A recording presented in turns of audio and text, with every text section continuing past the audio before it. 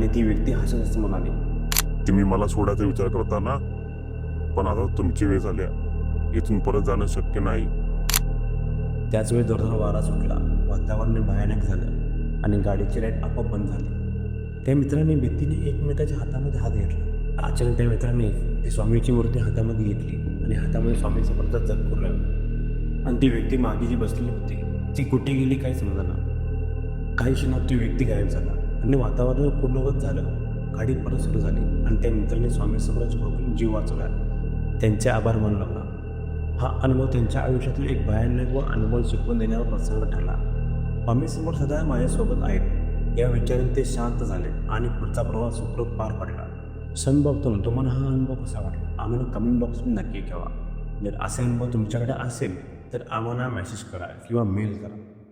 आणि आमच्या इंस्टा पेजला आणि यूट्यूब चॅनल सबस्क्राईब करायला विसरू नका. चला तर लवकरच भेटूया नवीन व्हिडिओ नवीन विषय.